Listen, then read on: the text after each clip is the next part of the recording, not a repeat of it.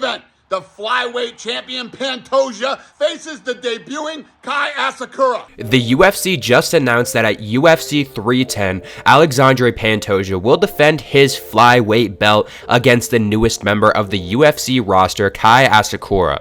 Now, many of you may not know who this is, as he's making his debut in the UFC. So I want to talk about who he is today. Does he have a chance in this fight? And could he be the next GOAT of the flyweight division? We're going to go over all of that today. So stick with me as we go through his career up to this point and how I could see him playing out in the UFC as the newest signee and how he's getting a UFC title fight in his debut. So obviously a lot of heads turned within the UFC and MMA community when we saw that a debuting fighter would be fighting for a UFC belt. Now, this isn't the first time that this has happened, as we have seen many other guys come from other branches within the MMA community and other organizations and come in and get title shots within their first fight. We saw a lot of it happen during the early days of the UFC, just because there weren't as many fighters signed to the roster, so when guys would come over from different spots, obviously they would be the best guys in the world at the time, so they would get title opportunities, but we haven't seen that many recently, so that's why it has become an interesting development within the UFC right now.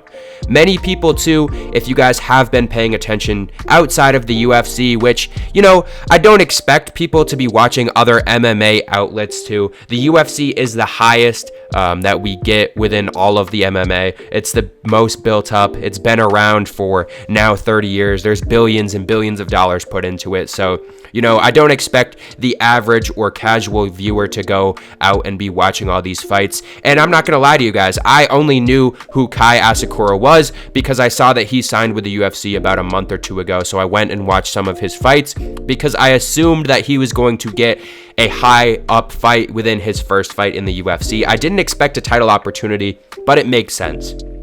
When we're looking at the state of the division right now, do we really want to get another fight that we have already seen 3 or 4 times, depending on who is going to fight? Do we really want to see a trilogy fight right now for the belt? Obviously, we just saw Brandon Royval go out and beat Tyra. And in that fight, we saw Tyra lose. We were expecting him to win. He was a pretty big favorite at minus 250, and we're expecting to see a new championship fight after that. But since Royval won, do we want to see Royval versus Pantoja 3 when we've already seen it happen twice and we've had the same winner twice? If this was a trilogy fight, and we are going to see Royval potentially go out there and try to even up the series, that's different. But Pantoja's already beat him twice. We don't need to see that a third time unless Pantoja goes out and wins this again. And then we're stuck in this loop that we've seen before with guys like Alexander Volkanovski versus Max Holloway again. We could get another trilogy where the same guy wins all 3 fights. But now we have the opportunity to get a new champion, new matchups. If we go into this fight and Kai Asakura wins this fight, then we have a whole new opportunity within this division as well. We could be having the UFC going to Japan. We could have a very big card over there. And we did have the opportunity to have Tatsuro Taira versus Kai Asakura. That would have been a massive fight within all of the UFC, but especially with the Japan audience, as we've seen a lot of great Japanese fighters come in, especially right now. So let's get into who Kai Asakura is after I just talked about why he kind of got this chance to start off. So obviously this guy has to be pretty good if he's coming in and getting a championship fight right away. As the Rizin Champion, he was the bantamweight champion of the world. He won his last 2 fights by knockouts to the body. He had 2 knees to the body in his last 2 wins, which is kind of crazy to think about, especially at that weight. And at bantamweight, he's coming in as a flyweight into the UFC, so he is going to be cutting down a little bit. He's already a bit of a smaller guy. I mean, at 5'8", so I guess he's right around that height for that division. But the thing that I find most interesting is he's coming in as a flyweight. Let's say he goes through there, he beats Pantoja. Maybe after that they have him fight Royval, and then maybe one more guy. Could we see the next 2 division champion with Kai Asakura right here? I don't want to say too much right now, obviously, because he's still waiting to make his UFC debut. But if he really is that good, and he was a former bantamweight champion, he's coming in for a flyweight championship fight in his UFC debut. What is stopping him? Are we seeing the next Alex Pereira at a smaller weight at the very bottom of the UFC, 125 and 135?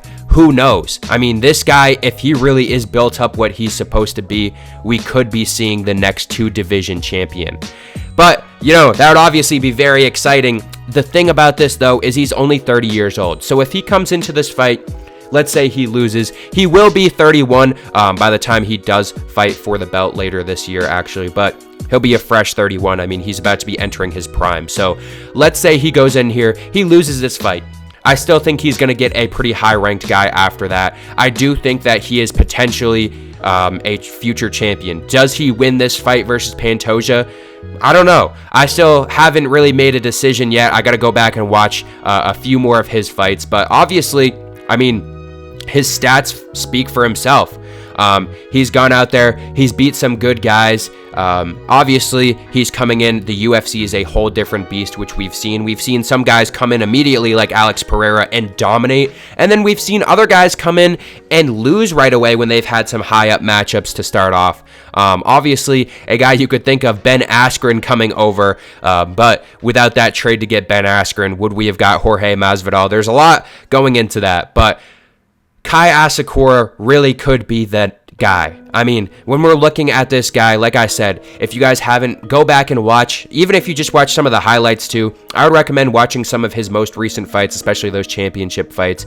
But this guy is very, very good. And I think it's a very good signing for the UFC.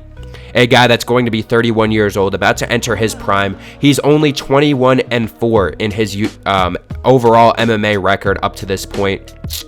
So there's definitely a big opportunity for the UFC here. The thing about this too, out of those 4 losses that he has, 2 of them came within his first 3 fights. So since then, since his first 3 fights, he is 20-2 overall. One of those losses being to Manel Kape, which obviously, if you want to be a champion in the UFC, you shouldn't be losing to Manel Kape at this point, but that was 5 years ago. So he's definitely progressed since then. He was only 25 at that point. So I do think Kai Asakura could potentially be the future of the UFC, and it's going to be very interesting. I'm glad that they're bringing him in at this point of his career, because they see a guy who is very good in another MMA outlet over in Japan right now. The same thing that happened with Pereira, but they're bringing this guy in who could be a future 2-division champion, a little bit younger than they brought in a guy like Pereira. As we know, Pereira's older now, and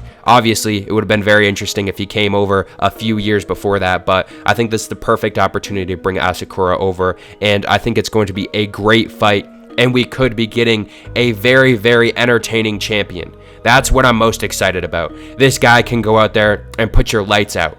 I mean, looking at his wins, 13 wins by knockout, 3 wins by submission, only 5 wins by decision. So I'm very excited about this, especially in the flyweight division, where we have seen the same matchup, it feels like, for a championship for the past few years. I mean, between the different guys that we've seen at champion, I'm glad Figueiredo decided